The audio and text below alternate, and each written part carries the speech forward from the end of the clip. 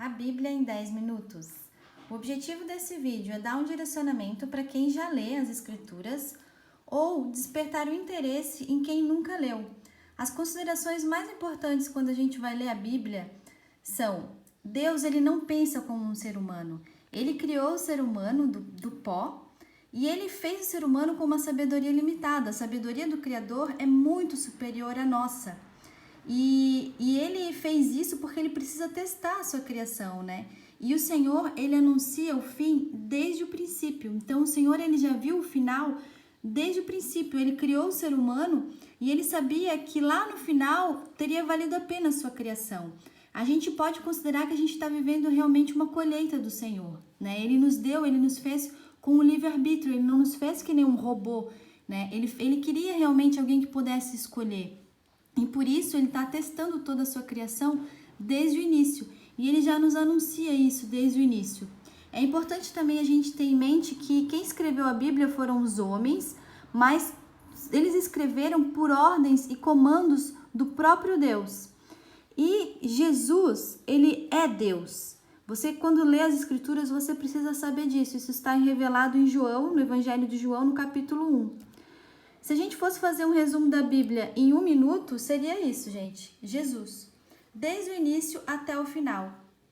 E tudo está conectado, desde o Gênesis até o Apocalipse. A gente tem a conexão da Bíblia. Não tem como você estudar ela com um livro isolado, tá? Está tudo conectado. No capítulo 1, no versículo 1 de Gênesis, a gente já tem, no começo, Deus criou os céus, está no plural, e a terra. E a gente tem já no capítulo 1 uma profecia onde Deus disse. Isso você vai ver também em Isaías 42, no Evangelho de João. A Bíblia está toda conectada. Deus disse significa que Deus é a palavra e ele já existia antes de tudo. No Evangelho de João, para a gente ver como está conectado, é que a gente tem a revelação do que foi dito lá atrás. No começo, aquele que é a palavra já existia. Ele estava com Deus e era Deus. Jesus é Deus. É isso que o Evangelho lá de João está explicando. Desde o princípio a palavra já existia. Por meio da palavra que Deus fez todas as coisas. Jesus, o fôlego do Senhor está em todas as criaturas que estão vivas na terra, né? Ele que fez toda a criação. E desde o início a gente tem as profecias, aonde que no Antigo Testamento está envolvido com o Novo Testamento, porque as profecias anunciadas lá atrás servem para a gente hoje aqui. Então, desde o início, o Senhor nos revela todas as coisas. Eu quero que vocês guardem essa profecia aqui, feita em Gênesis 11, que fala sobre a Torre de Babel.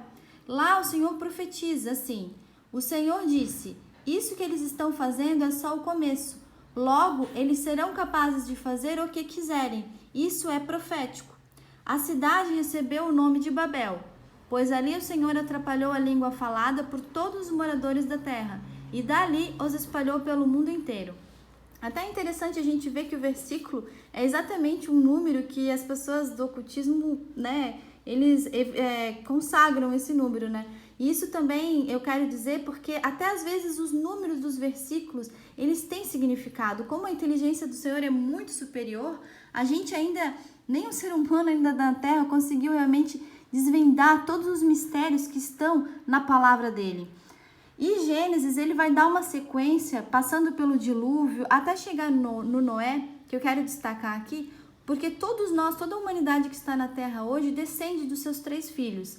Inclusive, um deles se chamava Sem, por isso que a gente fala semitas, que são os descendentes de Sem, e um dos mais importantes foi Abraão. Através de Abraão, Deus já profetiza para a gente.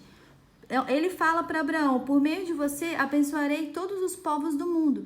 Isso é profético e é uma profecia sobre Jesus. E a resposta, digamos, está em Gálatas 3:8.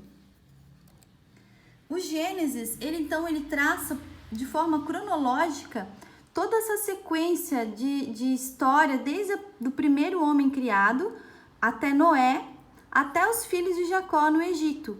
Então, em Êxodo, Levítico, Números e Deuteronômio, a gente tem a sequência já após o Egito com Moisés, que é quem nos traz a aliança feita com o Senhor, com o povo que ele escolheu para ser o seu representante lá atrás na terra.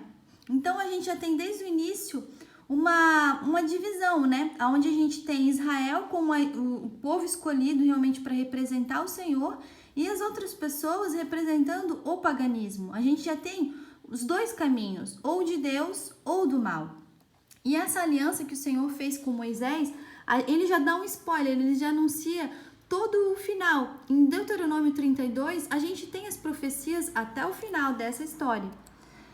O Velho Testamento, ele está conectado com o Novo, né? Assim como eu falei, está tudo conectado do início até o final. E ele representa anúncios, profecias e história. Do Gênesis até Esther, a gente tem toda a ordem cronológica. E os profetas, os livros proféticos que são de Oséias, Daniel, todos os outros livros, eles estão inseridos, encaixados aqui na ordem histórica. Porque o Senhor usa os profetas para anunciar os seus anúncios realmente futuros, e eles viveram durante toda a ordem cronológica que está inserida nesses livros, do Êxodo, de Gênesis até Esther. Então, uma das profecias, né, o Velho Testamento são todos profecias, uma profecia que eu destaco aqui é Isaías 53. Vocês leiam Isaías 53 e aqui vai estar profetizado, inclusive, que o Senhor ele seria sepultado ao lado de criminosos, e tudo que está ali se cumpriu. Assim como também uma profecia que eu estou citando aqui, de Zacarias 9, versículo 9, onde ele também profetiza que o Senhor ele chegaria em Jerusalém montado no jumentinho. Todas as profecias do Antigo Testamento sobre Jesus se cumpriram e vem se cumprindo até hoje, porque o Senhor ele também é o final, lembram? Eu tracei aqui desde o Velho Testamento, que é a velha aliança, é importante eu falar isso nesse resumo, onde o Senhor já mostrava através da velha aliança o que seria a futura e preparava o seu povo para a transição e para a chegada do Senhor Jesus, que representaria a transição para a nova aliança. E das profecias feitas lá atrás, uma também que se destaca é o cumprimento da destruição de Jerusalém, né? Que o próprio Jesus também anuncia isso. E em Salmos 22, um importante salmo profético anunciando a vinda de Jesus e o seu cumprimento, tem uma profecia também sobre essa destruição de Jerusalém, onde até quando Jesus fala, meu Deus, por que me abandonaste? Ele não está falando dele, ele está fazendo uma profecia. Então, chegamos no Novo Testamento, com a vinda de Jesus, com a morte e sua ressurreição. O Novo Testamento fala dos cumprimentos proféticos feitos lá atrás e da nova aliança, que é feita através do sangue de Jesus. O Novo Testamento ele está dividido assim, a gente tem Mateus, Lucas, é importante falar que Lucas ele não era um dos apóstolos, ele era gentio. A gente tem Marcos, João, Pedro, João, Judas. Então aqui a gente vai ter realmente cumprimentos proféticos com a vinda de Jesus, são livros históricos, né, escritos depois que Jesus já tinha ressuscitado, foi o próprio Jesus que pediu assim, e tem anúncios proféticos para os tempos ainda futuros. Como está no livro do Evangelho de João, no capítulo 15, está profetizado que Jesus mandaria o seu Espírito Santo. E só no livro de Atos, que é a sequência histórica cronológica depois destes, que está também o cumprimento da chegada do Espírito Santo. E isso também tinha sido anunciado lá no Velho Testamento, em Isaías 59, que Deus mandaria o seu Espírito. E é isso que a gente vai chegar no que estamos vendo hoje. E nas cartas de Paulo, ele escreveu realmente para a igreja, né, que são as pessoas que aceitam Jesus Cristo e querem fazer essa aliança com Jesus. A gente tem realmente todo um anúncio feito para que a gente saiba as profecias para nós, né, desde a ressurreição de Jesus até momentos futuros. Aonde Paulo escreve, chegou a hora de vocês acordarem, pois o momento de sermos salvos está mais perto agora do que quando começamos a crer. Ou seja, em que momento que nós estamos vivendo agora? Eu fiz um traçado aqui desde o passado, né, realmente com a ressurreição de Jesus, a gente tem a Era da Graça. E aí a gente pode destacar a vinda do Espírito Santo, né, e aonde que o próprio Jesus falou isso. A gente pode destacar a destruição de Jerusalém, que foi depois da vinda do Espírito Santo, era profético isso, mate o pastor e as ovelhas seriam espalhadas, está em Zacarias 13:7, o pastor era Jesus. Tem um vídeo forte que eu indico aqui, vídeo Forte Revelação Lucas 21 para mais detalhes aqui desse canal. Tem a profecia que se destaca que o próprio Jesus fez do brotar da figueira. A figueira é Israel, então a gente tem esse cumprimento profético que nos anuncia o momento que a gente está vivendo hoje. Assim como os sinais no sol, na lua, nas estrelas, escrito em Lucas 21. Isso nós estamos vivendo hoje. E agora a gente está caminhando para realmente o fechamento de toda essa história. E agora, irmãos, não adianta também a gente saber tudo isso e não se arrepender, não entregar a nossa vida ao Senhor Jesus. É importante eu falar isso nesse vídeo. E aqui está o resumão do Apocalipse. De 1 a 4, a gente tem o cartão convite do Senhor Jesus, entregue por ele mesmo ao João, para que ele entregasse à igreja. No Apocalipse 5, a gente tem um anúncio do céu, como seria a preparação lá no céu para esses eventos que aconteceriam na terra. Em Apocalipse 6, a gente tem os eventos realmente que definem o encerramento da Era da Graça, que são os selos fechados por Daniel, lá em Daniel 12, tá? E não tem como a gente entender o Apocalipse 6 sem a gente ver Zacarias 1 e 6, porque ele se complementa. Deus anuncia o fim desde o início. E em Apocalipse 7, a gente tem realmente o encontro, a marcação do povo do Senhor para os tempos finais, porque eles estão aqui ainda, muitos não aceitaram Jesus, e eles vão ser marcados, alguns deles. E o encontro que Paulo realmente nos anuncia lá em Tessalonicenses, que é realmente, para mim, a coisa mais importante da Bíblia, né? E em Apocalipse 12, a gente tem realmente aonde é o start para todos esses eventos que foram anunciados lá atrás. E faz parte, um importante sinal que aconteceu no céu no dia 23 de setembro de 2017. Vejam aqui o vídeo que eu postei nesse canal com esse título, 23 de setembro e Apocalipse 12. Em Apocalipse 13, a gente vai ter o reino da besta, a chegada do dragão, que vai dar o poder ao anticristo, porque o anticristo ele vai ter poder, mas não pela sua própria força, é um poder sobrenatural que ele está esperando vir. No Apocalipse 14, a gente tem o cumprimento do que foi anunciado no Apocalipse 10, que teria uma nova pregação da palavra. Em Apocalipse 15 a 19, a gente tem os juízos do Senhor, até culminar com Armagedon. Em Apocalipse 20, a gente vai ter o milênio, e ao final do milênio vai ter mais uma revolta contra o Senhor e vai ser a derrota final de Satanás, que é Gog e Magog. Está anunciado em Ezequiel 38. E depois disso é que o Senhor vai julgar toda a humanidade que ainda não foi julgada. E depois que ele fizer isso é que a gente vai ter no Apocalipse 21 e 22 a eternidade. Então, realmente eu fechei aqui, passou um pouquinho de 10 minutos, mas quem quiser ficar comigo até o final, eu vou dar mais um bônus aqui, que está envolvido, conectado também com o Apocalipse, as profecias anunciadas lá em Gênesis, que eu falei para vocês guardarem, né, da Torre de Babel, está conectada a Gênesis, porque a gente vê lá em Apocalipse 17 e 18 que ele cita a Babilônia, e isso também ele explica melhor para o Daniel 2, ele fala que teria realmente o anúncio lá dos impérios mundiais, onde ele fala que o final seria o Império de Ferro, né? Que é o mesmo império que está conectado com Gênesis, anunciado também a Isaías, fazem parte das mesmas profecias conectadas com o Apocalipse. E a gente, explicando melhor em Daniel 2, o sonho que Nabucodonosor teve, Daniel ele vivia no Império da Babilônia, quando ele teve essa revelação, né? E o Senhor explicou para ele o significado do sonho do rei, aonde a cabeça significava o Império Babilônico, o peito e os braços de prata significavam o próximo império, o Medo-Persa. Daniel viveu até este império.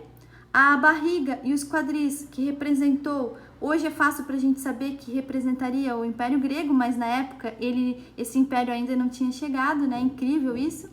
E as pernas e os pés de ferro seriam o último império, que esse império ele seria destruído somente por mãos realmente sobrenaturais, somente pelo próprio Senhor é que esse império vai ser destruído. E é por isso que quando fala que o rei da Assíria, ele vai ser destruído sem a mão humana, como é uma profecia também feita sobre a Isaías no capítulo 31:8. Agora eu posso falar com mais calma, porque já passou os 10 minutos, isso aqui é um bônus. se trata da mesma profecia, certo?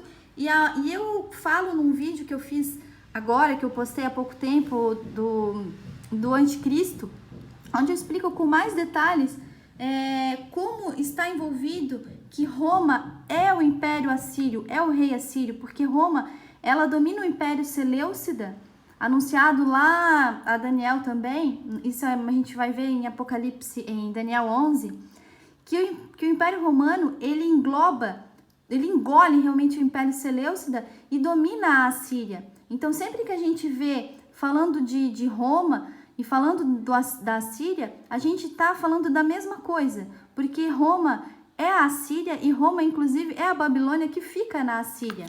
Lá nos tempos antigos, eu tenho aqui na minha Bíblia, para evidenciar isso melhor para vocês, essa Bíblia que eu sempre gosto de indicar ela, a Nova Tradução da Linguagem de Hoje. Se você for ver aqui, numa carta que Pedro manda, está em 1 Pedro 5, ele manda saudações da igreja que está em Babilônia. E aqui na minha Bíblia, ela tem até um rodapé explicando, fazendo uma referência a isso, provavelmente a cidade de Roma.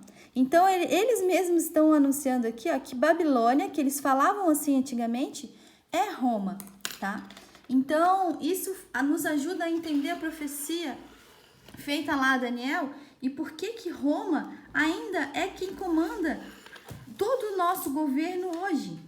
É um império, é o mesmo império lá atrás, ele foi se modificando propositalmente, mas é o mesmo império, e esse império só vai ser destruído pelo próprio Jesus Cristo.